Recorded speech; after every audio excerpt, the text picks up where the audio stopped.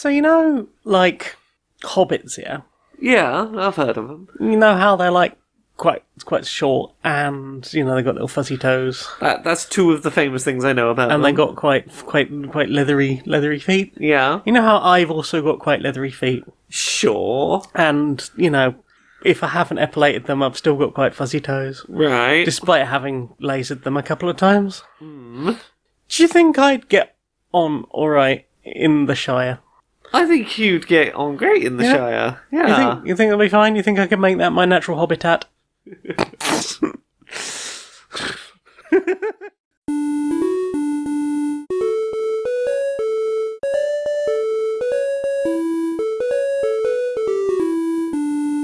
Greetings, strangers, queer and pleasant. I'm not Laura Kate Magnet Dale. And I'm not Jane Eyre's Magnet Dale, and welcome to another episode of Queer and Pleasant Strangers. It's a podcast where two queer trans women, that's us, we're wifey types, talk about all sorts of media stuff we've consumed in the week, and do silly voices and skits and have a bit of a silly catch-up together. How are you doing? I'm better than last week. Yeah. Way less ill. I'm glad. You really came down with it real fast last week. Came down with it real fast, real hard, got over it. You know what's weird? It's been nice just to have a cold. Just to have an illness that very quickly it comes and it goes and it just sort of is done with. Like, yeah, you know, my immune system's been tested, and I get to walk away and, you know, not spoil too many weekends, as opposed to just completely writing off my entire life for multiple days, potentially weeks, because I've got the plague. I'm glad you are not too plagued this week. If anything, I think I'm well over it by now. Well, Bit sleepy, but... less of the plagued, more of the played. What have you played this week? Oh, Look that's at the that. smoothest segue. That's someone who's been podcasting for a decade looking for those ins. Yeah. What You're like there's people on YouTube with the, I just talked about one thing, and now we're talking about Manscaped or Raid Shadow Legends. What have you played this week? What have I played? Well, I played a bunch of Mythwind. You did? I think we talked about this last week. This is a board game. It's a cozy little time about building a little village, and you've got four different characters you can play in the game. It's got a really innovative saving system. But I have run into a problem, and maybe it was the fact that I played like 26 hours in about 8 days. Okay. I might have accidentally completely accidentally, in no way deliberately, and in no way, like, aggressively, min-max the fun out of it. Okay. So, the basic character is the farmer. Right. And... Or should I say that, like, you've got the savable characters, you've got the savable village, and it really is all about building up the village and then having these events, and these events will expand the story and make changes, like big changes to the board beyond you built a thing and now you get rewards for it, or you have a place you can go and achieve a thing. The characters themselves, they don't really have any goals of their own. Okay. So, for example, the farmer, initially you have, like, quite an overgrown farm area. And the first thing you're really trying to do is clear away all of the, overgrowth and start building a farm and producing crops and then starting to get some livestock, and the livestock help you run your equipment, and the equipment helps that engine be more efficient. Yeah. That is basically an engine that you're building. With the Ranger, you can just go on adventures, and they will be shorter or longer depending on how complicated you want it to be. And at the end of the day, really all you're trying to do with that specific character is fill in their 5 skill slots. Every character has 5 skill slots, and you'll need to meet certain conditions or have certain things in order to pay for those. And the other thing you'll need to do to, like, truly get the most out of the Ranger is to pay certain costs in order to increase your hand limit while you're out on quests, meaning that you can do more complicated missions. And it was weird because I got through I think I played through the entire first in-game year as just the farmer, thinking, like, this is an easy character, I'll get the hang of it, and then I'll understand and I'll try some other things. And then I popped out the Ranger, And I was like, okay, well, we've already got like a sort of basic town going. I've unlocked a lot of like extra worker dice within the town. And in fact, pretty much halfway through the first year with the Ranger, I had unlocked every single dice available or necessary for the people at the tower. Like every single possible worker die. Like I think I mentioned that the game starts with like, I think you get 2 at the tower that are available to hire, and then as the game unfolds, be it through goals, be it through adventure cards you go on, sometimes you'll get a thing added through that. Sometimes buildings will add extra dice. Sometimes adventures will add extra dice, and pretty quickly I had unlocked everything, and it felt a bit of a waste every time I was being offered to get extra dice. Yeah. And maybe that is a problem of balance of there's too many ways of getting dice and making that overly efficient. But then I think you would potentially lead to a problem of, now it's just a grind to do the thing. But for the farmer, it feels like I've got to a point where I've got enough livestock to run the equipment I've positioned in a sensible to me way, like not super... like I'm not like sat down and worked out the maths of anything to like min-max it properly, but like it feels efficient. I've got an item right in the middle of my field that whenever anything is planted next to it, it automatically gets watered. So it flips over and it becomes like the more valuable and more better to sell. Yeah. Because basically the farmer is plant a thing, water a thing, so it flips over and becomes more profitable, and then sell the thing. And the equipment for the farmer is things like I said, where if a thing is planted, you can plant it adjacent to this, you can automatically water it. There's a couple of different ways of doing that, different tools. They are progressively more expensive. You've then got ways of, if the harvest action is used, then you can use a harvest of something that is touching this other piece of equipment. So you can start to like get cool chains off of things, and that that doesn't take a huge amount of thought. And also, like, I've now played through like 4 years of this game, but I've only got to the 3rd secret envelope, giving me that's I'm guessing of 4. I'm guessing that I am therefore like 3/4 of the way through the game. That is my vague logic there. Like, I haven't actually checked. And obviously some of those adventure cards shouldn't get flipped over because I didn't take those particular choices when choices were brought up. But it does really feel like that's it. That's the farmer kind of done. Okay. I've got more money than I know what to do with the farmer, to the point where even the most expensive things, they can max out when they're like putting stuff into the stockpile for the whole village. So at this point, I'm like, I will completely retire that. I don't care that they've got like 100 gold sitting in their personal supply. I'm just going to move on to a different character. The Ranger, I've got to a full hand limit, and they've got all 5 skills. It doesn't feel that there's any great need to go out and do more missions, because I've also managed to completely build all of the buildings in the village that I wanted. Okay. And if anything, like, I specifically used the last couple of missions with the Ranger to go and get more wood so that I could make the last couple of buildings faster. And the buildings I was building were specifically ones where if you go there, you can do an event instead of doing a normal turn. Like, it is a normal turn. The action is, it's a really high level building. If you go there, pay the cost, you can do an event, pull an extra event, rather than just waiting for them to potentially come up on... I think they're on about half of the weather cards. So you're drawing like 10 cards per year, 10 cards per season. So 40, I guess, total. Of those, 20 will be new bits from the adventure. And that hasn't really moved fast enough to keep up with everything else in the game. So I think maybe if I had got to a point where... like, I'm this far through the story, or like, towards, like, heading right for the end of the story, and I'd got to this point, that would feel fine. But as it is, it's like, well, now, if I'd been playing 4-player, I would be potentially stuck playing something very, very boring, and rote, just waiting for the story to happen.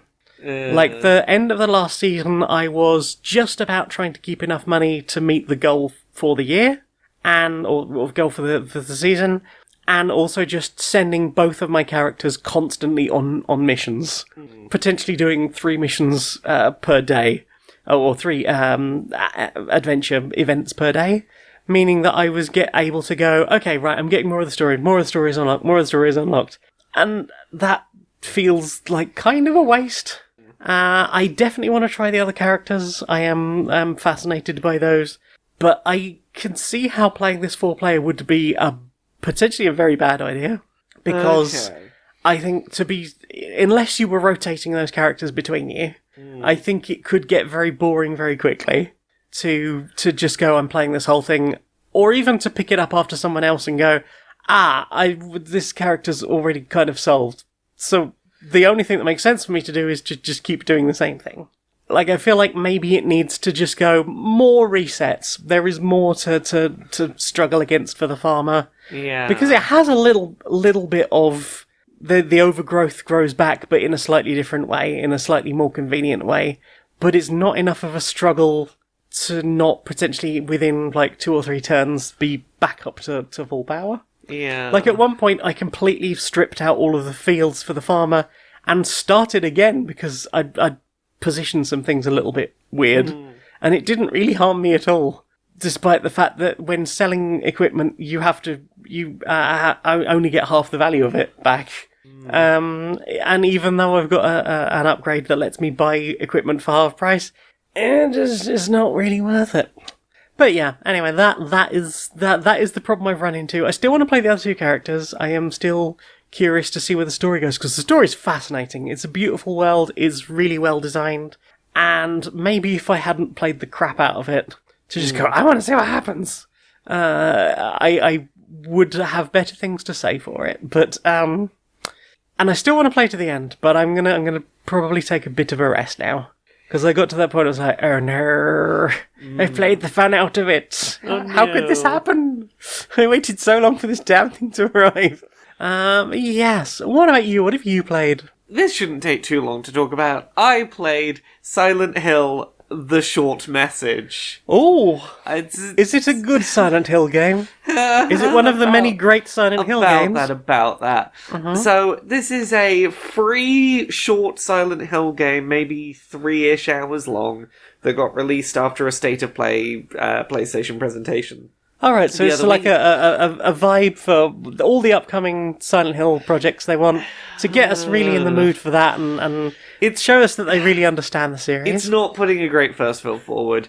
So, it is a first-person game, and I'm going to give a content warning. I'm not going to get into too many specifics here, but content warning, abuse of a child from a parent and suicide are themes in this game, so I will just give a heads up about that before I talk about this. But the short version is, you are trapped in a looping story in a apartment building somewhere in, I think, Germany, where you are playing as a girl who... The short version seems to boil down to, she was getting bullied online maybe for her art not being great and wasn't getting many likes. And also, this apartment building's the cool spot where all the teen girls go to kill themselves.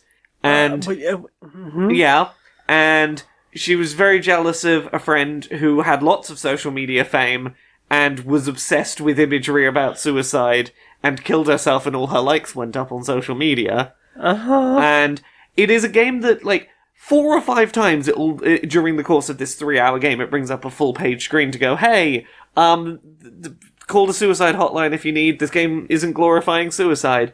And, like, I guess that's technically correct, but it does spend about 95% of its runtime doing the 13 Reasons Why problem of which... I've never seen that. Okay, it was a Netflix show that was like... The premise was fundamentally, all those people will regret their words and deeds after I've killed myself, the TV show. And this is very similar. This is, for a thing that, like, ultimately is like, hey, maybe don't kill yourself, the whole game is giving you a lot of reasons why, like, hey, here's a reason why a person might want to kill themselves and, you know, might think that's beneficial for themselves to do. Oh, I'm sure your likes and followers would go up, and they'd regret it if you did that, and then maybe they'd stop bullying you then. We're not glorifying it though. Right. with a whole character whose whole thing is like, oh, here's the symbolism of cherry blossoms. Their branches are beautiful while they're blooming, and after they've fallen off the tree, they're still beautiful. They're beautiful in life and also when falling to death. Much like me. It's... So where does the Silent Hilliness come into all of this? The Silent Hilliness of this is our main character keeps trying to kill herself and then waking up back at the start of a loop. Right, and so they've tried to do the PT loopy thing, maybe? Kind of. So, like, the gist is, there's a couple of... I don't feel bad spoiling this thing. There's a couple of twists, and they're all pretty fucking transparent. None of them are done in any subtlety. One is, all the friends you're texting, they're all already dead. They're dead already, but you get messages from them even though they're dead. And one of the twists is the first girl who killed herself, maybe you're responsible for that, because she wrote a note that might have clued a friend in that she was going to kill herself, and you were jealous, so you hid the note. So, like, her friend didn't get to find out, like, oh shit, maybe I should, like, step in and make sure you're okay. Okay, so there's a cause for guilt there, potentially. Yeah, that's Silent Hill-ish vibe, I guess. I'm trapped with my guilt because I feel like it's my fault that you killed yourself, and that sort of thing. There is a monster that is meant to be like a metaphor for the thing that the person is struggling with, but I say metaphor, it's the loosest fucking metaphor. It's the girl who was glorifying killing yourself kept talking about cherry blossoms, so you're being chased by a monster that's made of cherry blossom branches. Right. Because that's a metaphor. It's made of the thing that she thought was beautiful but deadly. So the monster's made of that. Because it's the one metaphor the game had. Right. Also, this game really fucking loves to luxuriate in just, for no real reason, making you live through, like, very unfiltered parental child abuse. The words I used to describe it after I'd finished it were trauma tourism. And I think this permeates a lot of this game, is... I was having conversations about this game, and I think the way that I ended up talking about it is, I love the Magnus Archives, because as real as that horror podcast can get with some of its horror in terms of touching on very real-world themes, it always does so in a way that is abstracted enough that there is a degree of separation from you and the very scary real feeling. Yeah, and the one time they felt like they'd even vaguely overstepped that, there was a massive apology, and they never did again. Because, they had their one time where they were like, all we did was we recreated a real thing that's traumatic, and that's not great. It was the one about police brutality and police mistreatment and things. Yeah. There was no supernatural element to it, it was just... police brutality was happening. I mean, from the point of view of, the cop maybe seemed to be a little bit uncanny, and also there seemed to be, weird repetition and time jumps. But beyond that, it was I've been accused of something I didn't do, and it's seemingly no one is going to defend me. And this is, I think, the problem that the short message has. Because I streamed this when I first played it. Yes. And the section in particular... that I won't get into huge depth on here, but there is a section that I think elements of it are done effectively in a way to be unsettling. Mm-hmm. You are looping through a very small apartment, which is getting more and more neglected, and you are getting smaller and smaller as a physical character in the space. I feel like I've done this game as a Minecraft fan. Right, it's not original necessarily, but it's I see what they were going for, they had some choices. But what they do is they spend about 25 minutes just having all of the abusive things a parent is saying just get louder and louder and more intense and keep happening, and then eventually it's just you locked in a closet while abuse is shouted at a child for a while. And I was like... At the time, I was like, it was uncomfortable. It was deeply uncomfortable. And someone in the chat said, well, surely that means it's a good horror story if it's deeply uncomfortable, if it makes you feel really uncomfortable. I'm like, I could go find, a video on the dark web of someone being murdered and put it on stream. That would make you, the viewer, deeply uncomfortable. Doesn't mean I've told... Yeah, doesn't mean I've told a good horror story. Making someone feel, deeply uncomfortable is easy. You just... replicate a real-world thing that's distressing and go, aren't you distressed? I'm like, well, kind of. You put a distressing thing in front of me. The thing that is hard to do with horror is to do it for a reason that culminates to something in a narrative that is building for a reason that is, like, that is more than just replication of the act. Yes. And that whole child abuse section just feels like it is replicating and not commenting. Like, to be honest, a lot of this, from what you've told me, feels like written by people who fundamentally do not understand any of the things that make Silent Hill good. They were just like, it needs a monster, it needs to have a metaphor, and we'll make that as clumsy as we fucking want. Yeah. It needs that time loop because people loved PT. It needs some trauma. There needs to be some sort of past history of abuse or something bad happening, probably to a child, and then we'll go from there. And it, like, gets away from the, like, starting from a position of, like most of these games, of, I don't understand why this thing is happening to me. I have found myself in this situation, or I have responded to something. And, well, let's take Silent Hill 2. I have responded to this very unusual thing. My wife is dead. I have received a letter from her somehow, and in my mind I have gone to this place. Yeah.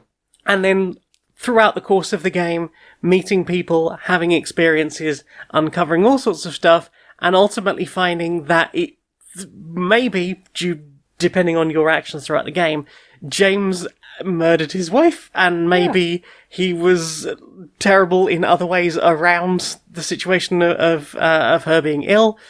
And that is a whole thing to uncover and explore and sort of delicately peel back. And I realise if you're trying to make a short game, you maybe can't get as into stuff as Silent Hill 2 did.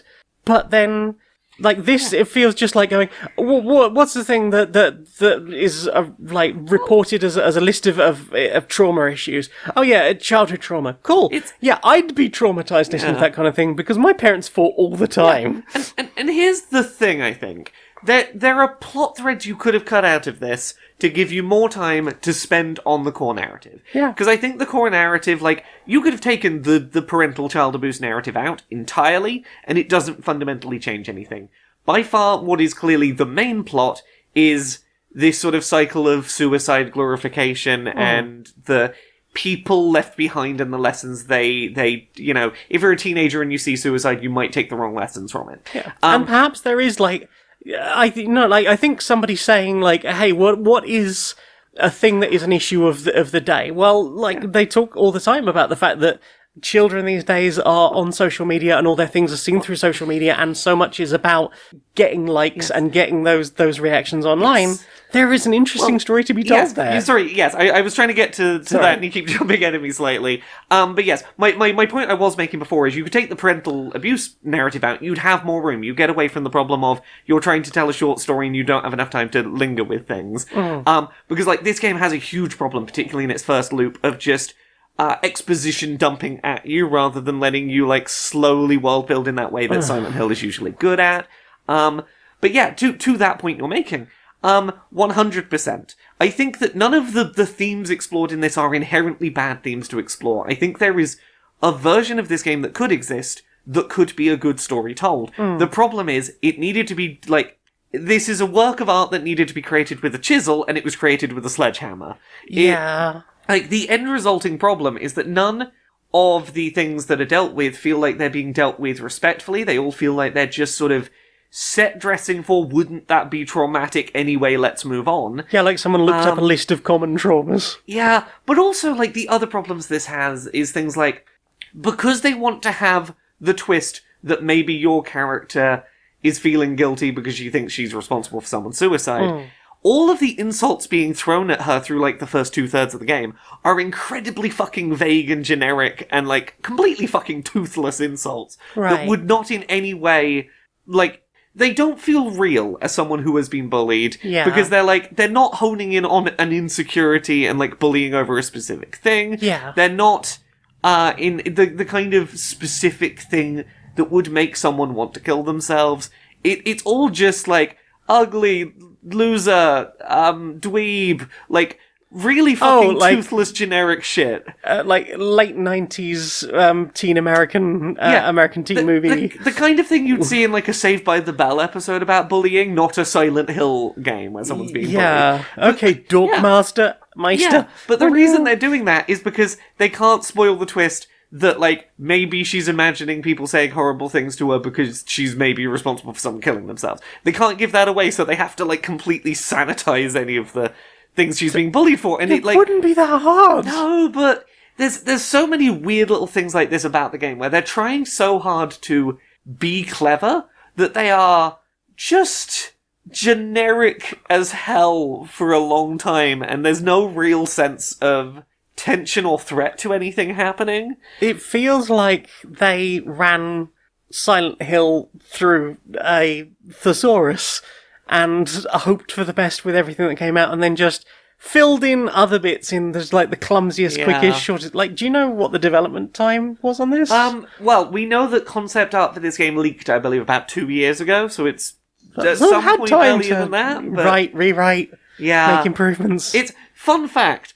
This is set in, it seems like Germany, which is odd because the first bit of concept art for it made everyone think we were getting a Silent Hill set in the UK, because one of the insults written on her face in the concept art was the word minger. Oh god, I remember that piece of art. Yeah, and that's why, people outside of the UK had to ask what a minger was. And that was a whole thing. That insult does not show up in the game itself. They did decide to strip out the word minger. But yeah, it's... Also, like, last very quick thoughts, this game really seems to have a bit of an axe to grind about, like, women's mental health. Women be crazy, right?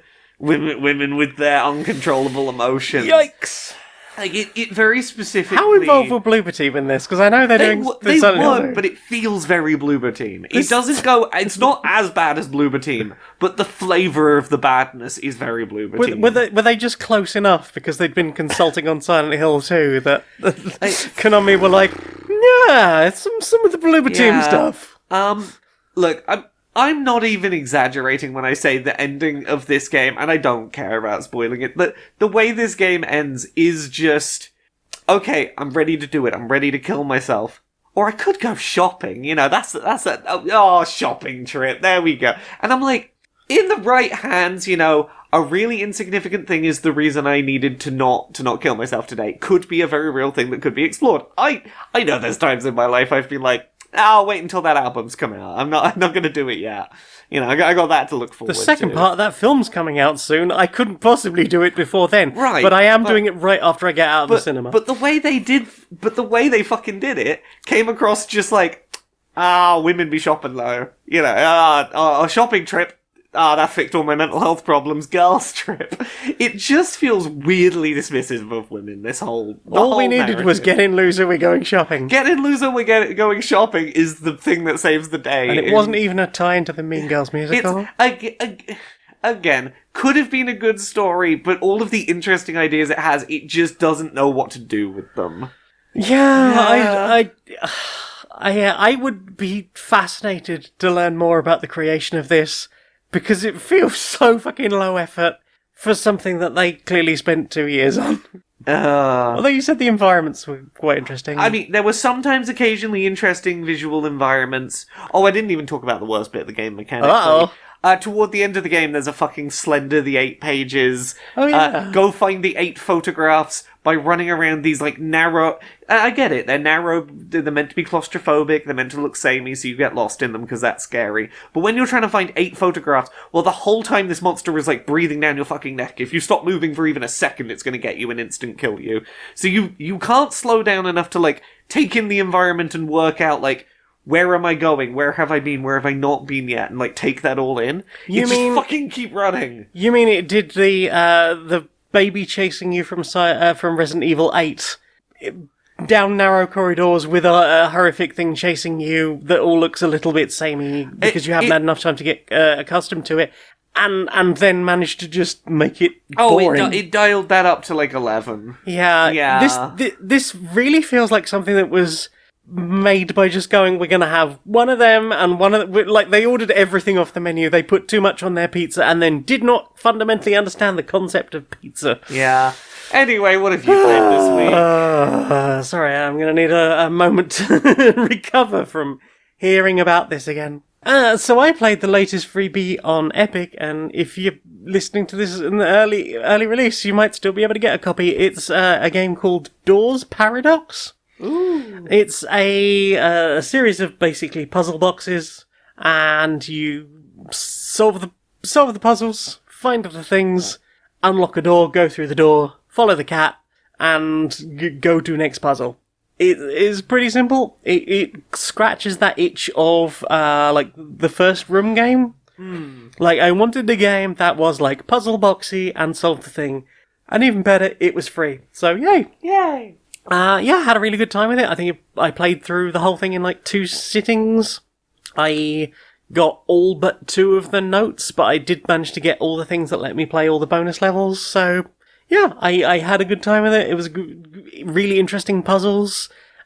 Never sort of super hard. I didn't ever feel stupid, but enough that I was wandering around going, I would say it was like escape room type difficulty puzzles. Just like, I need to maybe have another look around the environment and explore things differently. But ultimately, I had a good time with it. It was a nice little brain twist for a few hours. I think I got through it in like 6 hours total. And yeah, nice for a freebie. Nice to have more of that thing. Because as much as I loved the later Room games, they did step away from that. Here is a self-contained box puzzle into now wander around all of these environments. Yes. And I do kind of like that contained thing of a puzzle box. It looks nice. I think I've recently found out on Steam, I think the reason that was like the big freebie and why it's currently on sale, I think on Steam as well, is that they have just released a new game which is also all puzzle boxes that I think is just called Boxes. And yeah, so that was a good way of marketing itself, and maybe I will pick up the other one at some point. But yeah, good fun puzzle boxes. What about you? What else have you played? Really, it's just been more Like a Dragon Infinite What? World. Yeah, I know. Look, I have work obligations this month that are going to mean I have to play things other than this game. I know. At least one of them is now ongoing, and I have to be using my time on something else for a bit. But I've been trying my best to simultaneously trying to finish playing through as quickly as I can, but also I don't want to rush it, and I'm doing all of the side content, and I'm being really thorough because I'm not going to let other work obligations prevent me from, like, really going deep in on this game. Yeah, I mean, I guess there's no point spoiling it by rushing through it, because you seem to have been enjoying, like, really digging into every little aspect of it. It's the balancing act between I want to finish it before I get spoiled on it, but also I don't want to play this like a reviewer where I am, like, having to skip really interesting content because I have to finish it. Yeah. And I'm doing my best to resist that urge. But yeah, I've put somewhere between 60 and 70 hours into it already. I am absolutely fucking enamored with this game. It is great. I am absolutely fucking blown away by the scope of it. Every time I think I have a handle on how big this game is, there's more game to this game. Without spoilers, I thought I knew that there's a big new map in this game, and I assumed that was probably the extent of where I would be spending my time. Fair. There's at least a few more places you spend more time than I expected. There sure that are. are more fleshed out than I expected them to be. Mm-hmm. There are so many diversions to get really lost in. I'm still trying to complete my Suji decks, my like knockoff Pokedex. I've recently started delving into these randomized dungeon crawler challenges. Every time I talk to you about this game, you found another entire aspect of game. This feels like it's finally managed the everything game. Way better than Roblox. Fuck you, Roblox. It really is like, hey, the plot is gonna guide you to like a little bit of something new. Are you interested? At any time you can come back and do like 10 hours of this.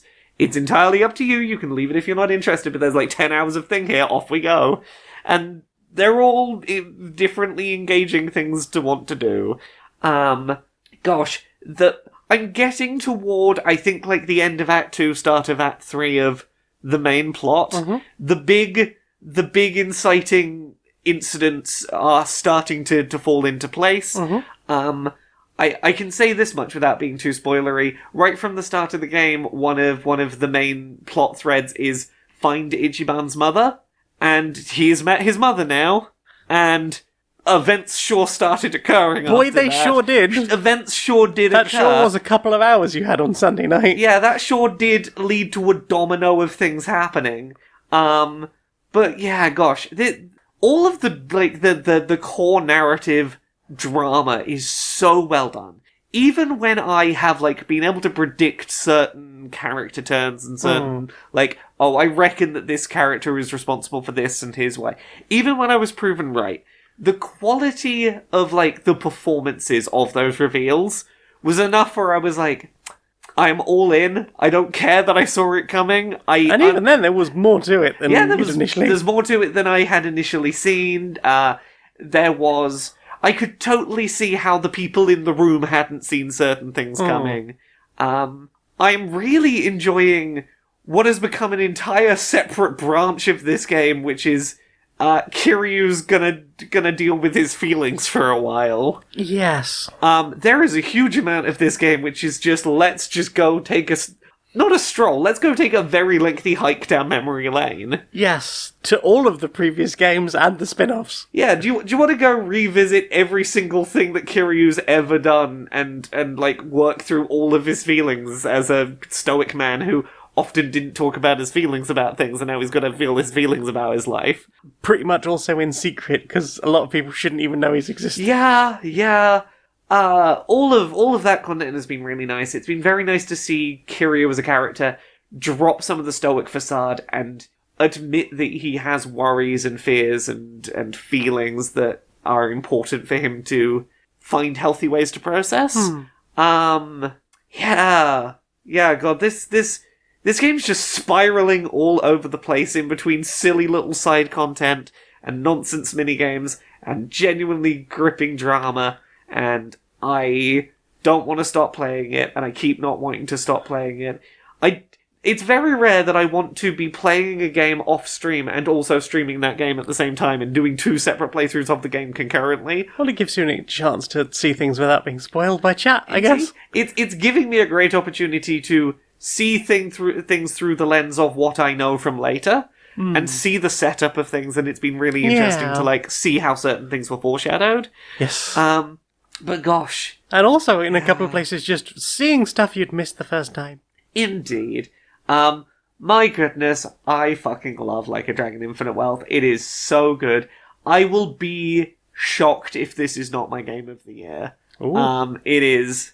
I will be impressed if another game grips me quite like this year. It is everything I want out of a game. I mean, it's got Pokemon and Animal Crossing. It's got Pokemon and Animal Crossing and a big RPG. And Ichiban. And Ichiban. Ichiban's great. We love Ichiban here. Maybe by the time that we next record this, I might have finished it. There's a good chance I will probably binge a lot of this next weekend, so just to see it. But yeah, what about you? What else have you been playing? I'm going to briefly talk about one other thing. Yeah? Briefly because, 1, it should not be spoiled for anyone. Yeah. And 2, I haven't played a huge amount because I really want to play this on stream. Okay. So the game is Slay the Princess.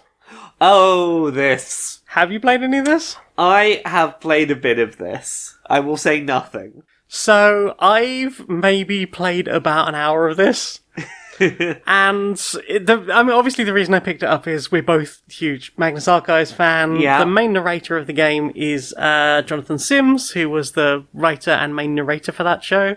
And you wake and find yourself in some woods, and the narrator tells you that you have been chosen to go into this small house at the top of a hill in the middle of the woods, where you will find in the basement of that house a princess, and you have to kill her, because otherwise the world is going to end. And I immediately acted like someone who has played the Stanley Parable. Yeah. And the game rewarded me gloriously. Yes. So, typically, obviously, the first thing I did was I was being told to go and murder this princess, who I don't know anything about, other than a weird voice is appearing in my head and telling me that I need to go and kill. Yeah. So I was asking questions of the narrator it's weird that you as the character can interact with the narrator. Yeah. And before too long, I had a new voice, which felt very much like I've not played Disco Elysium, but it felt like it was scratching that itch of, because the first voice was voice of the hero. Yes. It's still voiced by Jonathan Sims, but he's doing a different voice, and he's talking about it's important that we sort of ask the right questions and understand what we're doing and why. But I was like, no, I'm not going to just kill this because some nebulous voice. I think Disco Elysium is a great point of reference for this, yeah. So I was like, no, I'm not going to go and do this. I'm leaving. So I left, and as I wandered through the forest, I'm only going to talk about this one particular loop. I wandered through the forest, and I was sort of taken mysteriously back to the cottage. And at this point, I had another voice. I now had the voice of the Contrarian. Also Jonathan Sims, also a different voice. I was like, okay, maybe I can see what's going on here. Cool. I still don't want to go and murder this person. For a number of reasons. I don't know them, I don't know anything about them, and I don't trust this narrator, because the narrator has lied to me a couple of times. Yeah. So I turn around, and before I know it, the world is fracturing into like a broken mirror. There are houses everywhere, there are hills everywhere, and maybe some of the houses look different, and maybe they don't. But eventually everything goes black. And the next thing I know, I am standing back in the place where I started the game, but now in the distance, in the background, there is a wall, a big brick wall, a huge brick wall. Yeah. The narrator is acknowledging, hey, brick wall, well, it's so that people can't get in trouble. And the narrator's being like, I don't know what you're talking about, this is the first time you've been here, nothing's happened. Voice of the Contrarian and voice of the hero are both like, what, why doesn't he know? We know. How do we still have the thing? What's going on? Well, you need to go into the house. Okay, fine. Since we can't go anywhere else, we need to go into the house. Cool. In the house, which was described in multiple ways at once. Yeah. And only one or two of them even vaguely represented what I was actually seeing in there. One of the things in the room wasn't described. And I was like, but what about the thing? What about that object over there? And the hero was like, yeah, that object over there. And the narrator was like, there's nothing there. Don't go and look at it. You can't go and look at it. And then I went over and looked at it. And as soon as I got close to it, it just vanished. And the narrator was like, see, I told you it wasn't there.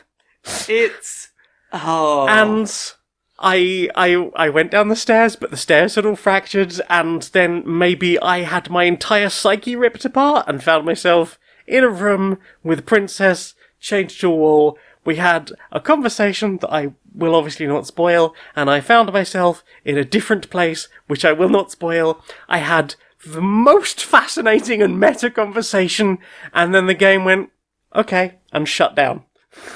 And the game closed, and I went, I'm not going to touch that again until I can do this on stream, but that was absolutely marvellous. It is a fascinating little thing, that game. I will say nothing about it. Have you finished it? I have. Okay. And I Did it take long?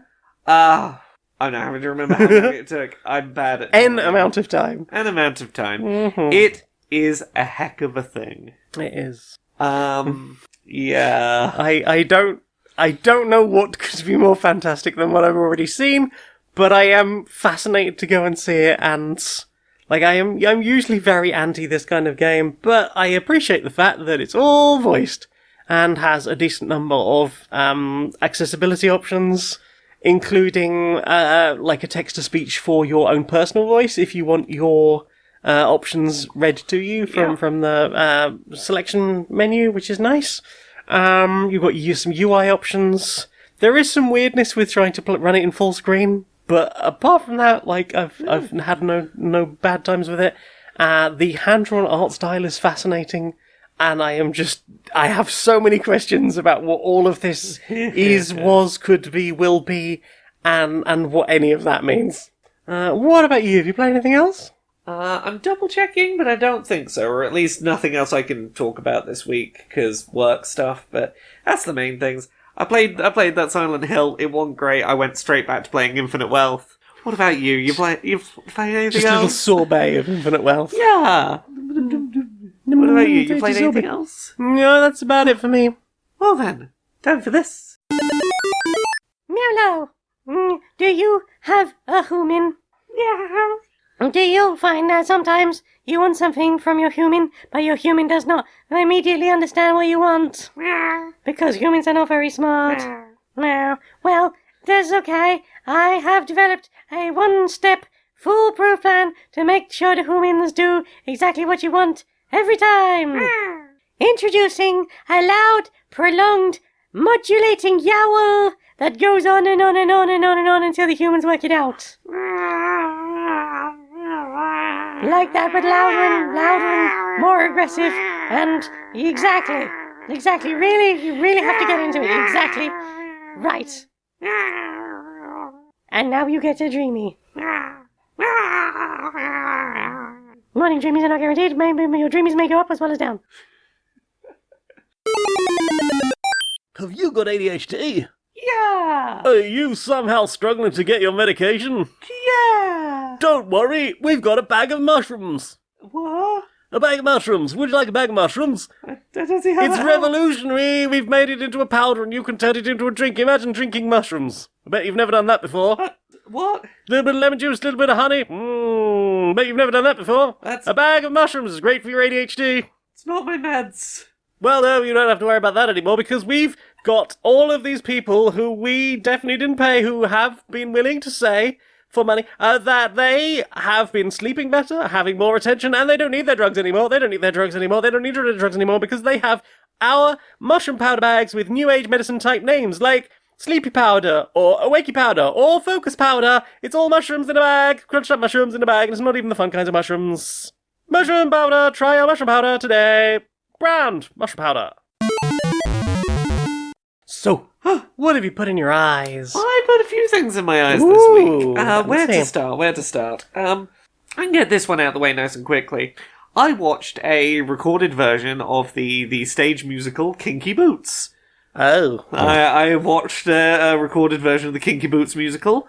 For anyone who's unaware, the vague plot is shoe shop is going out of business, revitalizes business by making high heels for drag queens, reinvents how to do the heel in a way that will, stand up to some You need wear to and steal tear. shank. Exactly. That's the gist of it. The plot is pretty basic. A little bit transphobic at one point. I'll give me a second to get there. So look, big picture. It's a musical of two halves. The first half, I would say, is fine. It is serviceable. There's nothing bad about it per se. The first half is just sort of fine musical fare. A lot of the musical numbers feel like they're there to have musical numbers to fill out the musical. The first half, I'm pretty sure the first half has 3 separate musical numbers that all boil down to shoes are pretty good, right? Oh my god, shoes. Oh my god, shoes. It's the first half is nothing special. It's nothing to write home about. The second half, the second act, is why that's the half that makes me go, I see why this is kind of beloved. The second half really ramps things up and is quite special. I think its latter half is good enough to justify a kind of fine first half. What I do want to talk about very briefly, as you kind of alluded to, is simultaneously this musical made me feel 2 different ways. The first one is it, gave me this real feeling of, hey, as a trans woman, there's honestly, a lot of overlap between our experiences and experiences of drag queens, and, maybe there is a lot of room for finding common ground in terms of the things that we have in common rather than necessarily the things that separate our experiences. There were some musical numbers where I was like, this is not about my experience, but I can certainly empathize with a lot of what is going on here. This is very beautifully done. A lot of the struggle being represented of person presenting femme using, she, her pronouns in a space where there is aggression towards that is very understandable, and the pressures of having to sort of masculine yourself up for safety, all very relatable. I can simultaneously feel that way and also go, moments into this musical, it reminded me why I will always be fucking cautious of drag queens. And like, hashtag not all drag queens, whatever. The first fucking interaction we get with the drag queens with the main drag queen in this is what's the difference between a trans woman and a drag queen? Well, a drag queen will, get dressed up and look fabulous like Cleopatra. A trans woman will, get dressed up and look like Winston Churchill in a bad frock. And it's like, wow, fuck you, Biff. It's that kind of like little jab, that little sort of jab of superiority that's like, I know this is not all people in drag, but it is a very common experience I have with people that do drag, and I'm always, like, a bit fucking cautious of cis people who do drag can be a bit like that sometimes. Yes. Especially white cis people who do drag. Because the art of drag... I know this film specific, and I have also a very weird thing with this film. Yeah. Because we talked about the fact that, like, you asked me, I think, before you went, if I knew anything about it. Yeah. And I realised I knew a lot more than I thought I did. And the reason was, shortly after I came out, way back in 2010, the person who I was spending a lot of my evenings just hanging out with, watching films, and mainly looking after their kid for them, was using old-style Netflix, where you'd get DVDs through the post. Oh, yeah. And, like, it was, like, an attempt to be, like, hey, I'm trying to show you that it's all okay, that you're a girl now, we're gonna rent kinky boots. And I didn't really get on with it at all, even when it wasn't a musical. Yeah, it's... I understand, and, like, yeah, I agree. Yeah, there are things that, we will find simultaneously useful. Maybe a bra with a wider back and not necessarily a massive cup size. Yeah. And maybe a more sturdy high-heeled shoe if you are someone who doesn't already feel terribly anxious about the fact that you're perhaps over 6 foot tall and wouldn't necessarily want to draw more attention to yourself by wearing high heel shoes. Also, someone like me who has ankles that are fucked and cannot wear anything nearly that dangerous. Like, I get it, but also the correct answer to what's the difference between a drag queen and a trans woman is a drag queen would probably never own a grey bra. Yeah. Yeah. And again, like, I don't fundamentally think, like, I can see what the comparison's trying to get at, but, like, and again, wasn't enough for me to not enjoy my time with the musical. I thought, I generally enjoyed my time with it. So unnecessary. But, it again, unnecessary. My main thought is, the second half is a very strong musical, the first half, very mediocre musical. It feels like the two acts of this musical were written by entirely different people who had entirely different skill levels at musical writing. I don't think it helps that. As far as I remember, the first half of that film is pretty slow, and it's trying to do the whole small village, small minds type people, and here is not only someone who is black, but someone who is black and gender fuckery is occurring. I mean, the problem is, there is not a huge amount of events that happen in that film's narrative to begin with. And when you're trying to make a musical out of that, the problem is they put all of the events that, like, have real narrative momentum in the second act. The first act is very milling around. And milling around is not a great energy for a musical, No. because musicals thrive on songs that are propelling the events. And without enough events to propel, you have musical numbers that spin their wheels. And that is the last thing you want, is for a musical number to feel like it's not going anywhere. Yeah. And they're not bad musical numbers, they're just bad musical numbers that sort of spin in place. Yeah, the second half of it was pretty fab. But, Drive us forward, Dad. Yeah. Yeah. So yeah, I saw that. What about you? What you been watching this week? Watched a couple of things. Mainly been on the YouTube this week. Haven't had a huge amount of time for sort of general junk watching, because my usual general junk watching time has been watch Laura play through Like a Dragon, because it's a fascinating story. Yeah. But I did want to talk about a couple of things. I wanted to talk about, over on the Outside Xbox channel, the worst way to play Mario Kart. Oh, this. This is them playing a mod for the original Mario Kart on the SNES, that rather than doing third person behind the kart view, is a race recap replay view of like flicking cameras, maybe slightly classic Resident Evil style, and it just feels like an absolute nightmare. Like, why did you do this, friend? Why did you create something clearly designed to torture people? I mean, obviously for the memes and the lols, and playing it in groups with friends and just going, what the fuck? How do I even do this? And I think the split screen makes it even worse, because it's just like, how? I've got so little view, I don't know which way my character is facing. The only way I know when I'm going the wrong way is when Lakitu comes down with the big rig cross flag, and I have to hope for the best. That is a fascinating video and a fascinating concept, and well done to the creator of that mod. You are an evil genius. Delight in all that you create now, as random content creators online now try to play it for views and the amusement of the viewers. Yeah. I also watched a video from last week tonight with John Oliver. A history of Chuck E. Cheese, the last squeak tonight with John Oliver, web exclusive. And this was I think it was originally on the Elon Musk episode.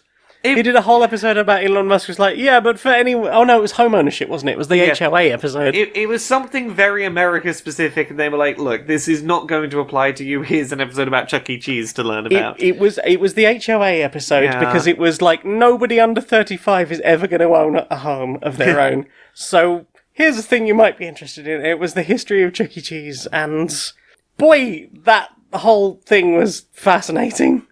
Going from Nolan Bushnell, the Atari guy, creator of all of the Pongs.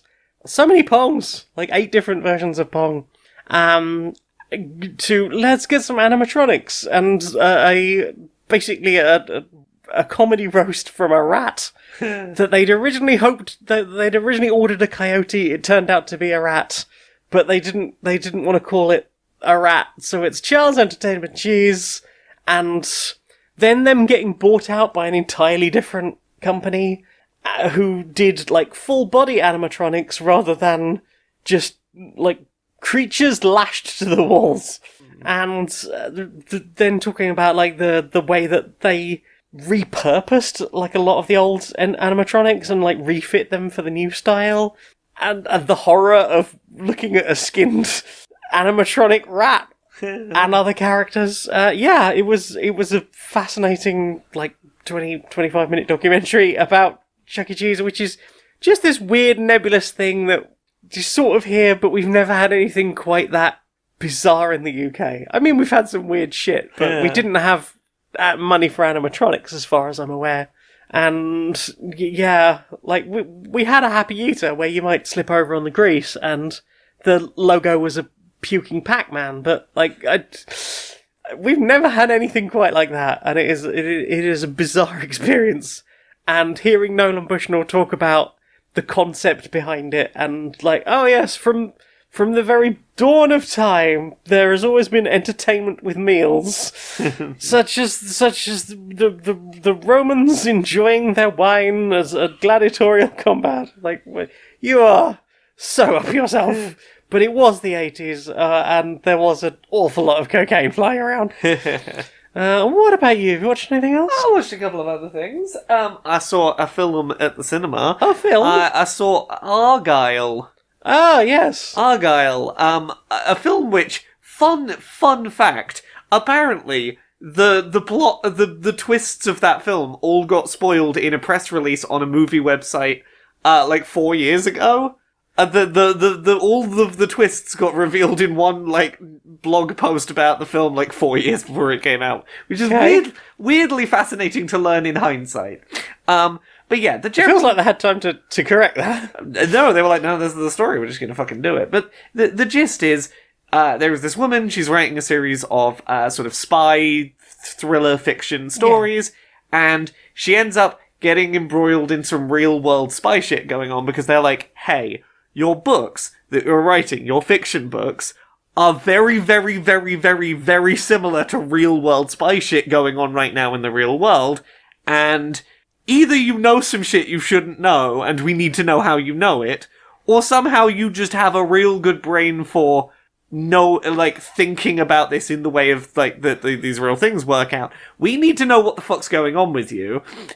You have become a person of interest. Yeah, spy's shit starts going on around Q chaos. Yes, because the adverts made it look a bit like what was the thing with Will Ferrell? Was it While He Was Sleeping, something like that? Oh yeah, I can't remember. What it's an interesting film because I don't want to talk too much about its specifics because it has a couple of turns in it that I think are interesting. But what I think this film does well is it sets up a premise that feels like it's going to be very much things happening around this woman. Right. That she is going to get sort of dragged along on this adventure that she was not quite prepared for. Mm-hmm.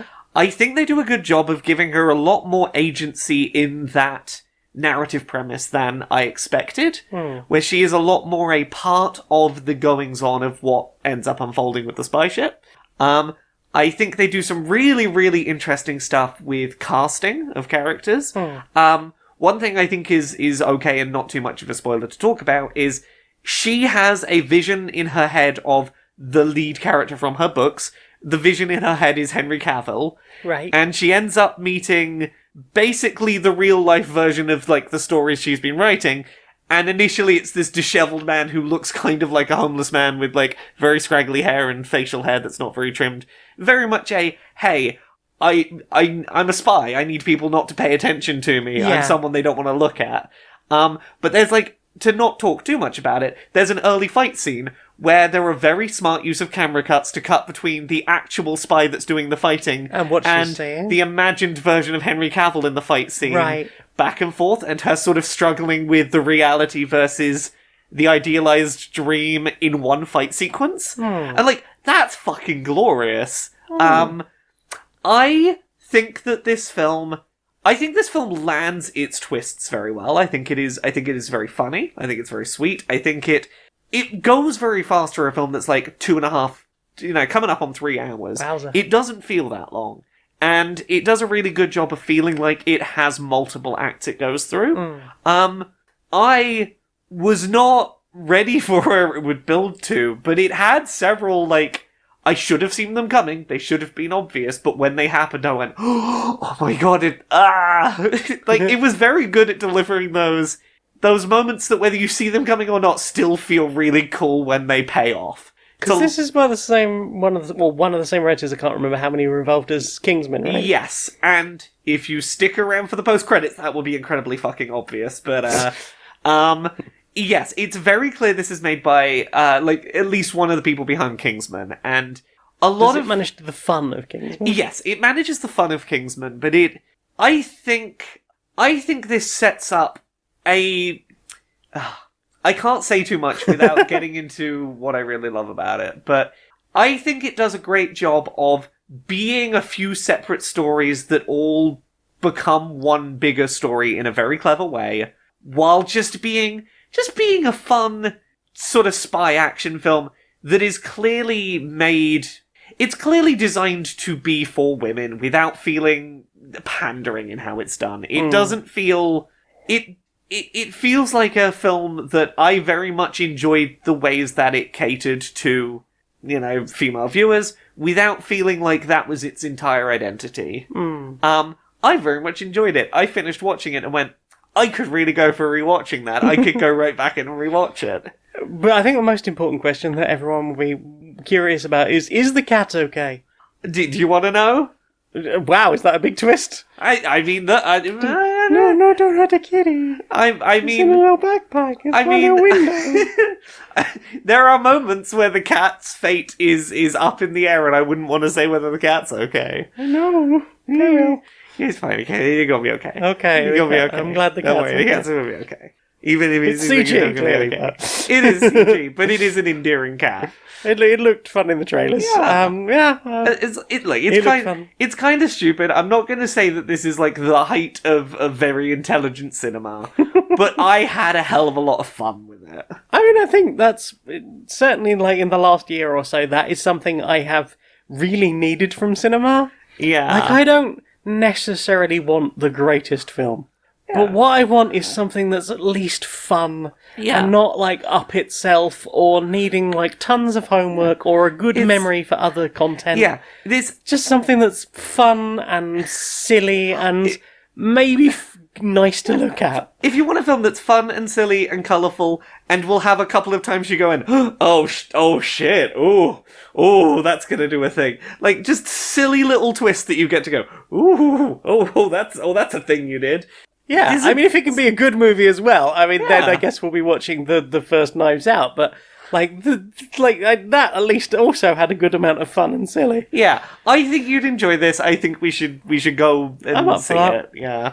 Yeah. You watched anything else, or should I talk about the other thing I've watched? Talk about the other thing you've watched. So, I was doing some work stuff today, and I needed something on in the background to keep myself entertained, and I watched season 1 of Hazbin Hotel. Oh wow, Because this has been showing up a lot on your TikTok. yeah, my TikTok has been absolutely swarming me with musical numbers from it, and as someone that, like, has a bit of a musical theatre, leaning, but also has some fucking, queer religious trauma, some of the musical numbers have been kind of appealing to me, and I've been like, okay, let's give this a go. So, this is an 8-episode animated series, where the gist of it is, hell, once a year, gets invaded by heaven, who go and cull a significant portion of hell's population in an extermination. Basically, hell's getting too full, it's getting too busy, that's the excuse given, numbers need to be cut, angels come down and just start murdering, like, I think the one that happens at the start of the season is like, 1 in 8 people in hell is just killed in this culling. Okay. And there is, I believe it's the daughter of Lucifer, is trying to create a hotel whose purpose will be to redeem people so that they can make it to heaven. Basically trying to proof of concept, you don't need to go and kill off portions of hell. People from hell could ascend to heaven, and that could be a way to deal with the overpopulation problem. Right. And very quickly, it becomes apparent that there is very little interest in this plan from heaven, because at least the first few people that get interacted with from heaven really fucking enjoy murdering sinners. Right. Get a lot of joy out of it and have no interest in hearing an alternative plan. You spend a lot of time early on with Adam from the Garden of Eden, who is very fucking up himself about being the first human who ever got into heaven and gets all high and mighty about himself as a result. Right. But it is generally the story of this group of misfits in hell trying to prove that it is possible to become better in a way that could earn your way out of hell, and dealing with the dynamics of why heaven might not be on board with this. I think that this show is really, really, really good at points, with caveats and issues. To get some of the caveats and issues out of the way, it is a bit all over the place pacing-wise. Right. At times, it's going a mile a fucking minute, not giving itself room to breathe. At times, it lingers in scenes longer than it maybe needs to. Right. If I was going to give one biggest complaint about season 1's, pacing and focus, very little time is ultimately spent on what I think is the most interesting aspect, which is the attempting to redeem people in a way where they can go to heaven. Right. The concept of the hotel gets very little time. A lot of this first season is world building and character establishing, and establishing, the various factions at play, and character-based scenes. And it's all very interesting, but it's things that feel like there's not enough time sat with the core concept. Right. The other biggest issue I have with this, and it's not enough that I would say this isn't worth watching, but it is an adult comedy, and as such, there are times where it's it's not up there with Big Mouth in terms of cheap, lowbrow, rude jokes for the sake of rude jokes sort of humor. It's not on that level, but it's occasionally... It's rude, but not mature. The thing is, I think generally speaking, it's fine. Because the humour fits the setting, because they are leaning very much into, we are a bunch of sinners in hell, And there is a degree of this is just the culture here. And it's never at the expense of any minority groups. It's never hurtful. It's a little just cheap and gross in places. And, like, it's not a lot, but it occasionally happens. But I think the reason I think that's important to bring up is this, as a show, tries to deal with some quite intense real-world topics. Right. And on occasion, it undercuts itself a little bit. And I want to talk in a little bit of specifics about one character that I think exemplifies both the best and the worst of what this show does, which is a character called Angel Dust, who, the short version is, they are a porn actor in hell who is in an abusive relationship they cannot get out of. They are contractually stuck in a situation. They made a deal in hell and are stuck where they are, and are trying to sort of project a very confident persona because that is the thing holding them together. Right. In a very bad situation. They're a lovely character, and I think, like, some of the peak of what this show does really well is exploring that character and exploring how difficult it can be to be trapped in an abusive situation and try and put on that brave face of, I don't want my friends and the people I love to see me as nothing more than the abuse I'm going through. I don't want the things that I'm struggling with out there to be what you see me as. I don't want you to see me and feel pity. And I think that a lot of that is really interestingly explored. But also, the show often just can't help kind of sexualizing and, like, as a bit of a joke, sexualizing the character who is a victim of pretty bad domestic and sexual abuse. And it's not hugely common, and it's played off as laughs, and it generally occurs before you know the extent of what's going on, but it feels like it undercuts the seriousness of what they're doing. Yeah. Because when they're being serious about it, they are fucking impeccable in how they convey it. I think, like, it is very respectfully done in a way that is, like, really quite moving. And then, like, just one little rude joke will happen at the wrong moment in the wrong way and go, it just kind of feels like you're not mature enough to play with the situation you... Like, you've done there's one episode in particular, incredibly well done, doesn't always feel like the rest of the wider narrative respects that episode and what it is. Right. And it's not a huge problem, but it is eternally a little bit of a problem with this show. It has some really good moments of genuine insight into, like, as someone that grew up within Christianity, there are some questions that I had growing up in the church that this does a great job of addressing in terms of, like, hey, if, you know, I don't know how much of this to even get into. There are some interesting biblical questions that are addressed in very interesting ways, and there are some musical numbers in particular that are very satisfying in how they take certain aspects of Christianity to task in a very direct and theologically sound way. But again, you'll then have it undercut with, like, a cheap joke that just... The thing it kept making me think of, and this is going to be a weird comparison, was Alan Wake 2. And the way that game occasionally did, like, very effective, unsettling, tense, well-paced scenes, and then did a jump scare right after, and just, like, kind of didn't give you that room to breathe. It's that very effective command of tone, but then failing to understand that the thing they do right after is going to undercut that tone. If that makes sense. Like a bad writer's room, or like one person in the writer's room had too much power. The thing is, it feels mostly like there was it feels like too many cooks. It feels like there were some very Comedy by committee. It feels like there were some very talented people in that room who knew how to write serious drama very well. Definitely some people who knew how to write musical numbers very well. Like, there's a lot of very good Broadway, like, leading Broadway musical actors in this. But, like, the dramatic scenes were one group at the table, the musical numbers were one group at the table, and the rest of the comedy was one group at the table, and, like, they don't always mesh in their aims. I have to wonder, given the time that we are now, if this was something that maybe started getting written in its current form during COVID, and that maybe those parties were a bit disconnected, and that would be a thing. Because I seem to remember one of the TikToks you were talking about was, or one of the TikToks that was on, I think, maybe even this morning, they were talking about the fact that a theme of one of the characters from an original, I'm guessing like a pilot or something that was created, had shown up in the final version of the show with that character, or the current version of that character a couple of times, and that was a nice callback.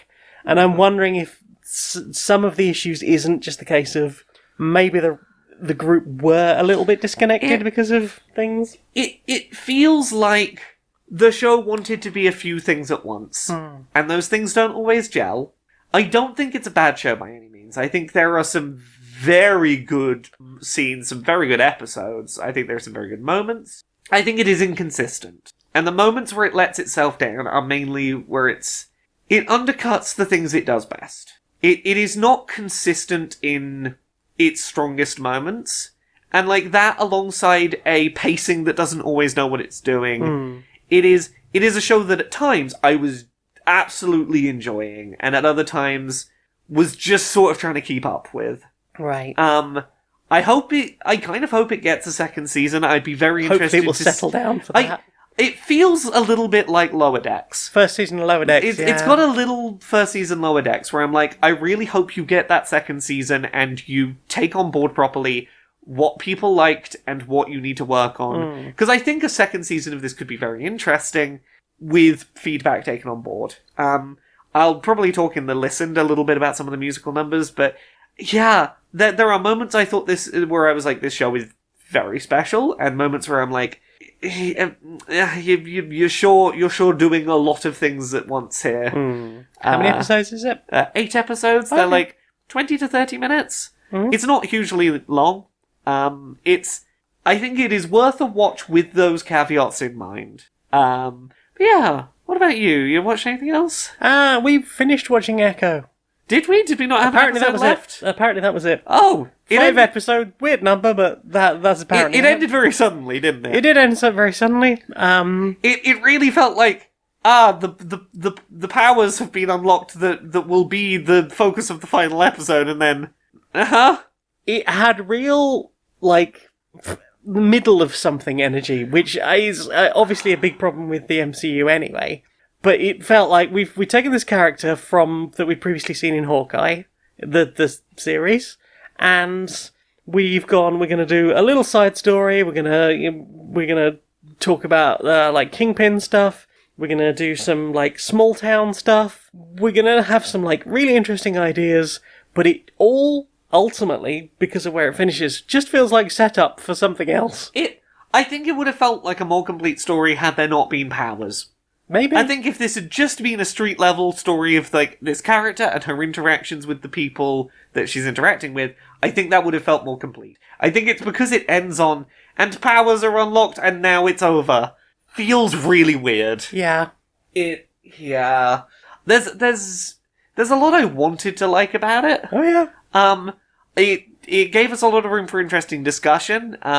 Without going into too many spoilers, we had some very interesting discussions about Kingpin and his reluctance to learn sign language and some of the steps he uses to avoid that in certain ways, and some of the ways that like the sign language interpreter present in some of the scenes with Kingpin was deprioritized, and how that was an interesting choice shooting wise. Yes. Like there's interesting things to say about Echo.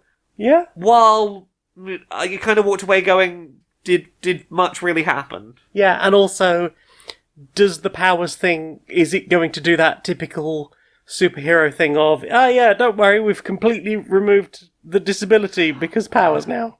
And obviously that remains to be seen. But I mean, there sure was a piece of tech introduced that seemed like it was going to go, and now we don't have to worry about her disability. Yeah. Yeah. Which, again, we had questions about the implementation of that tech and how that lines up with sign language.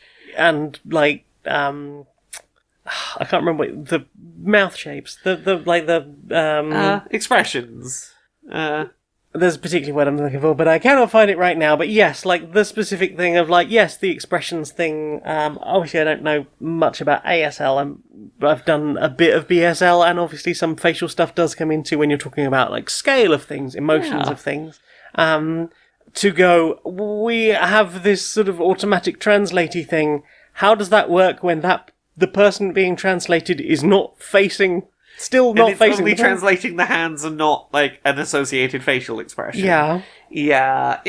There's a lot of interesting stuff to say about it, while also going, I feel like very little happened. Yeah.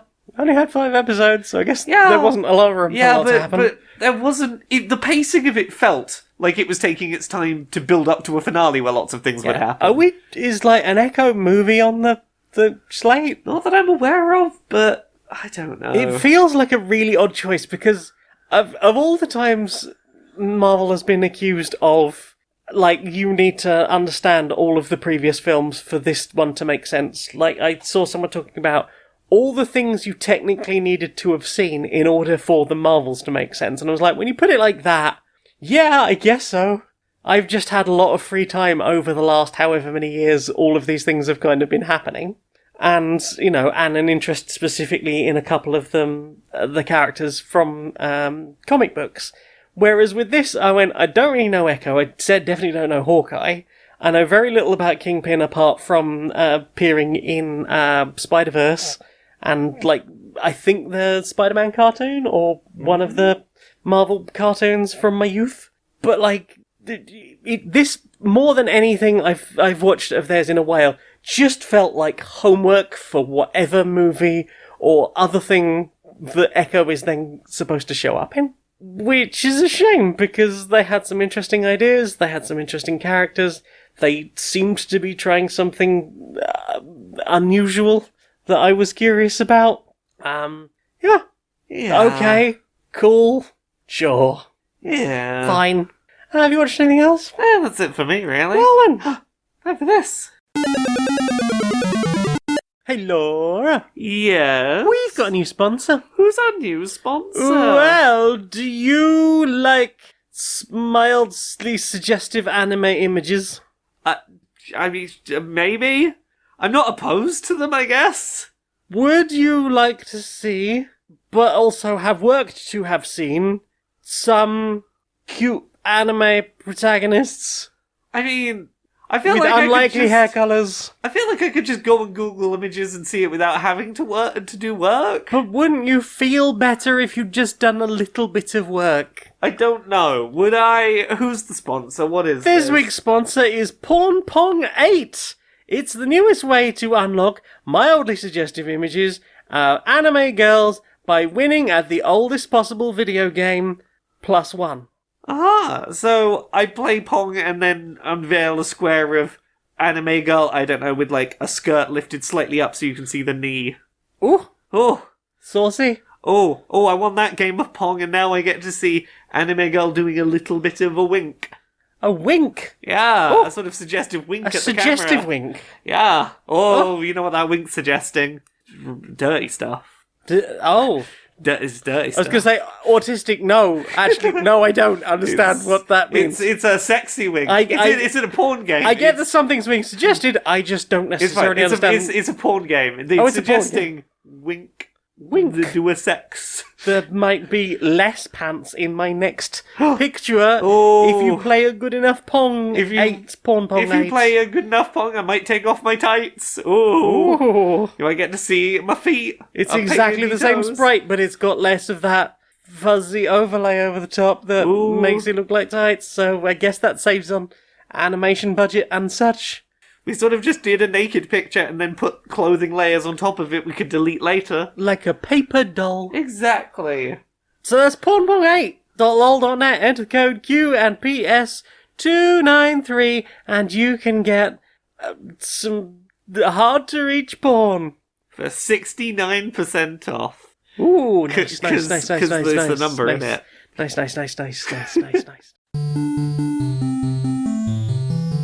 Inside the boardroom of Supremacy Software. Hi. Hi. So, I've been working on ways we can make more money. I love money.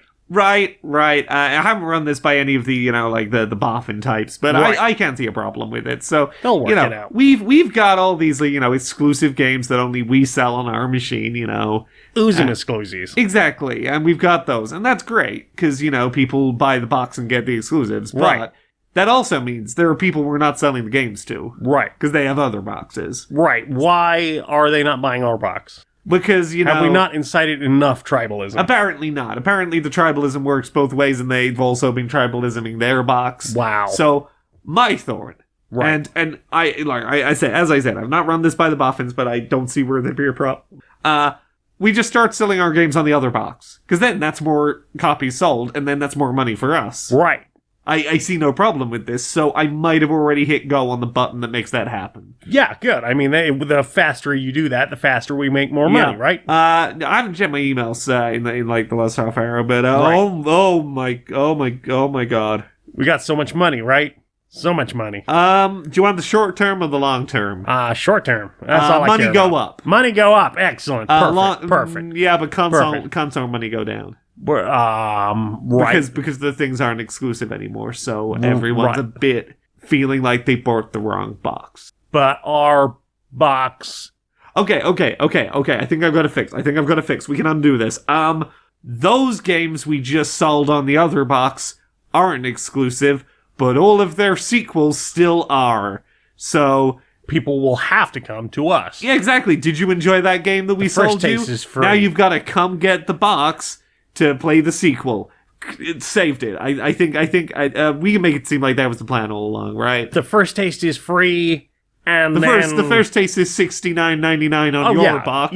Yeah. And then it's another $69.99 or $200 a year for the subscription service. And unless you want to get any of our games 5 years Yeah, earlier, it in was- which case is another $40 on top. There's a deliberate plan to bring more people to the box for the exclusives, and it wasn't me just being short-sighted and putting everything on the other boxes. Of course, because you are a fucking genius. I know. Please don't let anyone know that I fucked up. You fucked up Not at all. because you are a fucking genius. Exactly.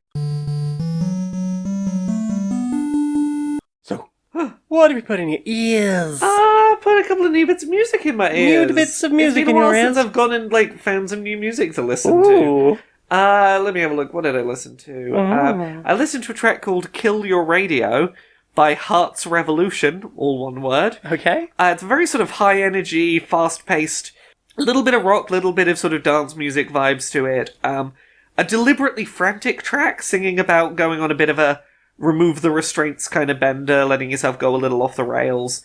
The lyrics and the audio tone match very well to each other. It feels as frantic as the words sort of sound like it should feel. Very much enjoyed. It was very, you could have a good dance to it kind of tune. Excellent. The other one's not a new track to me, but it's one I haven't heard in a long time that resurfaced in my listening. Right. Which was Ready to Die by Andrew W.K. I don't know if Name you... vaguely rings a bell. Yeah, so I have not listened to this in a very long time. It is a very tonally dissonant track. The music is very sort of bouncy pop music. It sounds like it would be like the outro to an 80s cartoon, but the vocal is like a metal vocal singing about I hope you're ready to get killed, I'm coming for ya. Over this very it feels like it would fit into something like Willy's Wonderland that Right, Nick Cage film we yeah. watched, where there is a clash between a very a horror villain that is draped in colourful splashes, Okay. but it is this very, very danceable, upbeat, bouncy track of I hope you're ready to die, villain's coming for you. Well, It is all over the place, but it is very fun to have a dance to. If you've never heard it, it's a weird fucking track that it burrows into your brain. excellent. What about you? What have you listened to this week? I listened to a couple of bits, mainly bits that we managed to dig up from a recent outing we had. Got to catch up on some tunes that we'd heard out and managed to dig up thereafter. So the first track is Oxygen by the Prototypes. It's the Phoebe's remix. Yeah, it's really good upbeat drum and bass. The kind of good stuff that we love to have good skank to. And I really don't know what else I can say about it apart from it's good drum and bass, and I have needed new good drum and bass because I realised that I'm still listening to a lot of the same stuff I was listening to when I first started raving in 2008. So, maybe get some new tracks. Thanks very much. I don't want to be accused of stagnating in my tastes, because there is good new music out there if you're able to find it. Yeah. But yeah, and the other track that I found and I was very happy about is a track by LS Dream, and it is called High Vibrations. Oh, this is the one with all the Asian words in it. This is the one with all the Asian where words. I was trying to find it by Googling words where I was like, this is an Asian word I think was in there, and put lyrics at the end. And I was like, nah. Yeah. So, the sort of chorus sort of talks about, inspiration, aspiration, devastation, Asian, and usually ending on high vibrations. And it is a really upbeat dubstep track with lots of really nice chiptune sounds in there. A few places there's some good square wave stuff. It's so cheeky and upbeat and fun and silly and kind of ridiculous because you're like, what are all these Asians? I mean, you tried with lyrics, I guess. But also, just it was fun. It was as fun bopping down the street to it earlier as it was in a room with 200 people just bopping away to it at 5:30 in the morning. Yeah. It's very cheeky. It's got some beautiful drops in it.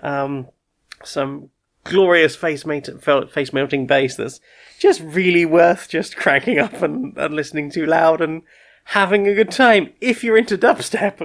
Yeah, I was very, very happy to have found that again, and now that the playlist has been released from that night, I am gonna go through there, and hopefully I will get to report back more tracks soon that I have discovered that we enjoyed, and we'll tell you all about it. Have you listened to anything else, dear?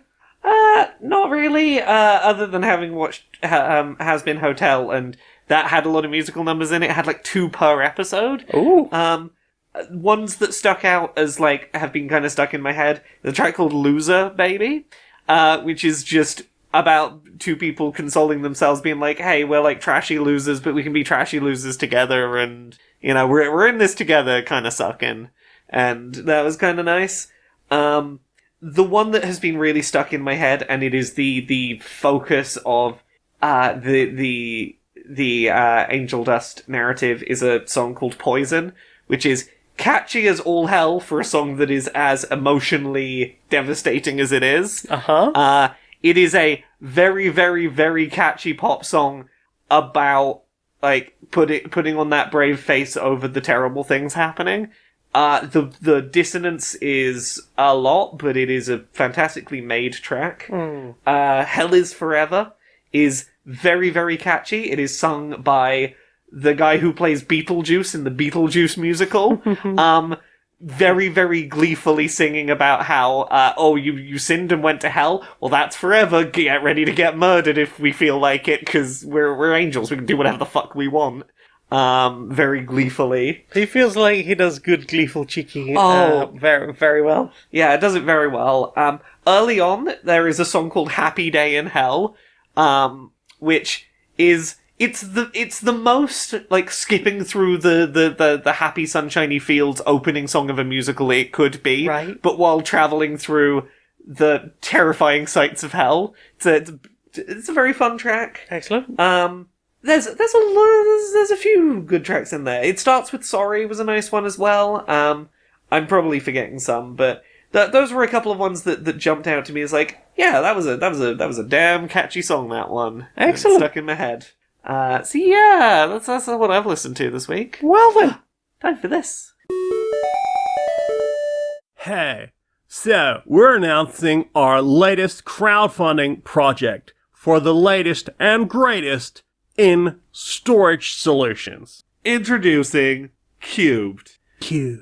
Made of plastic and Kevlar carbon fiber coating. Because you need a storage solution that can be bulletproof and withstand re-entry into Earth's atmosphere. It's got a base, so stuff doesn't fall out the bottom of it. Right. And then like 4 sides up the side 4 whole sides to hold the stuff in. to hold things in, and then it has our special patented plastic locking system. Indeed, you can have an open top, or you can fasten the top shut so that stuff either can go in and come out, or get stuck in there if you need it to stay there. Excuse me, isn't that just a box? What? Box, like this, like a little cardboard box. Well, no, because ours is a Kevlar storage unit. Why would anyone need that for the general day-to-day? Because it's new, and we invented it. Right, tech bros, laters. It's got QR codes and NFC chips. I'm Elon Musk, and I say, yeah, buy all these things. Try out Cube. Cube is the best. Cube is the best. Cube is the best. The left-wing liberals are trying to shut down Cubed. I just said it was a box. Welcome all to the annual Postman Technological Innovations Exhibition. I know you've been waiting all year to find out what new technology we have been developing for this year for the postal industry. First up, we have new silent shoe technology.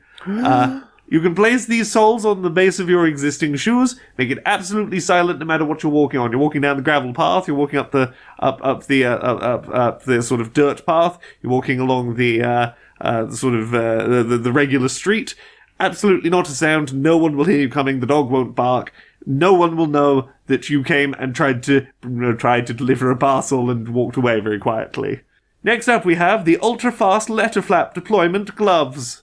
For putting that little note that says you missed the parcel through the letterbox so quick you'll be gone before they even know you were there. And lastly, we have a catapult for distanced package deployments. In theory, you shouldn't use it for the fragile ones. We know you're going to use it for the fragile ones. Thank you very much, everyone. We will start taking pre-orders right now. I hope you have a wonderful year of postage delivery ahead of you. Yay. Do you know what I want to see more of? What do you want to see more of? Social justice warriors. Social justice warriors? Yeah. Right, Larry. Right, Mary. How you doing? Oh, the horrors persist, but so do I. Well, yeah.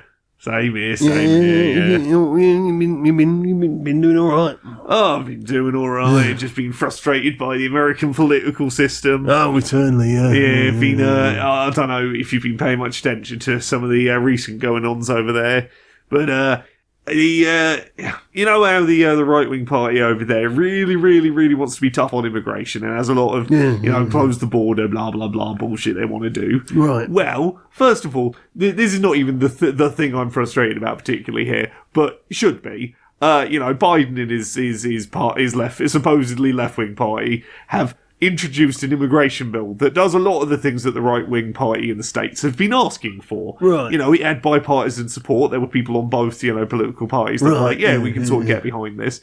And then very quickly it got shut down quite viciously by parts of the right-wing party. And you know why it got shut down?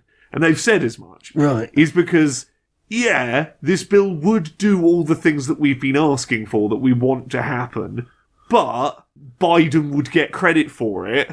Right. So we're going to vote no, because we don't want the things we want to happen if the other team gets credit for it. We want to say no, and then when we're in control, we'll propose the exact same thing, so we can say we did it. While also undoubtedly saying things like, oh yeah, we'll see, he never managed to get anything done. Well, exactly, because, He's ineffectual because we kept stopping. Exactly, and I'm not saying that, there is any world in which I want this particular immigration bill to go through, or that I, think that it should. But it is frustrating that there can be a world in which one half of the political aisle is being explicitly catered to with the things they've been asking for politically, and will still fucking say no, because we don't want it unless we can say our team did it, and we get the points that say we did it so that we look good. Yeah, I mean, this is the whole problem of, ostensibly left-wing parties trying to do a little bit of catering to the right wing to try and maybe win over some voters.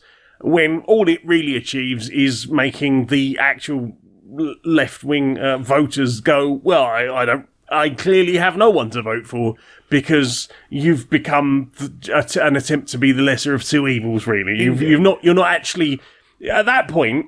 You realise that you're never going to get anything past them because they don't even want the things they want unless they're the ones giving it to themselves. Exactly. So you might as well go full left where people actually want you, and maybe you will encourage people to come back to voting who have become massively disenfranchised. Indeed, but because that's the thing, is all you're really doing right now is telling the right wing, hey, we are willing to fold on these concessions. Yeah. You know, if you come back to us when you're in power and you ask for those things, you now know that we're in theory willing to fold on those, and not fight those points.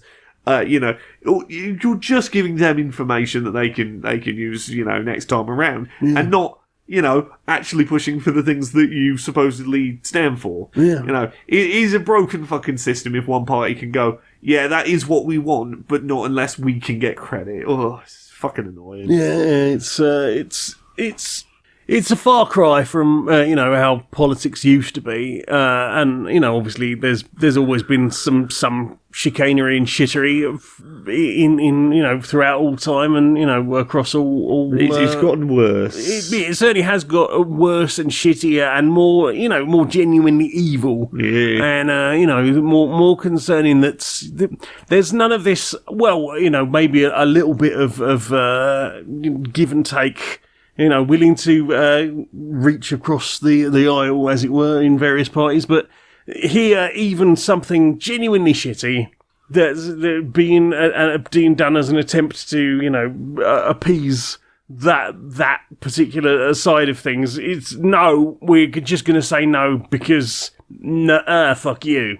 Yeah. It's we are being ruled by fucking children, and that is horribly terrifying. That it is. Fancy hug, mate. Yeah.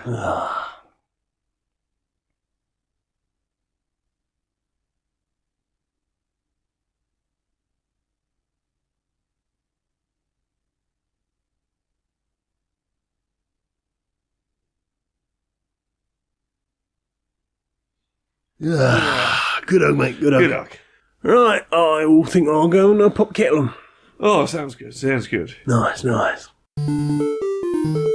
So, Laura, yes. you do things upon the internet, and people would like to find those things, and how will they do that? Well, funny you should ask. You can find my stuff at Laura K. Buzz pretty much everywhere on the internet. I've got that good unified branding. Ooh. Twitter, Twitch, YouTube, TikTok, Blue Sky, Mastodon, Patreon, that's the one that pays the bills. Just find me at Laura K. Buzz pretty much everywhere. The big one this week is go look on youtube.com/Laura K. Buzz for a video about the hypothetical one console future and the discussions people are having about Xbox maybe stepping back from console stuff, hypothetically, and what that maybe means for accessibility. So go check out that video. Till all are one. Till all are one. What are you? Where are you on the internet? Well, I don't have unified branding, but I do have a link tree. It's linkter.ee/Janiac, Janiac. You can find music and things I've written and t-shirts I've designed and all sorts of other stuff. Anything. I always add extra links there, so you can find all of the things you might need to find. And you can help support me at patreon.com/stonedmonkeyradio. For as little as $1 a month, you can help me justify exhaustion and stuff. And and Laura, yeah, I think that's everything. So will you tell the people? Will you sing us out? Until next time, be a stranger.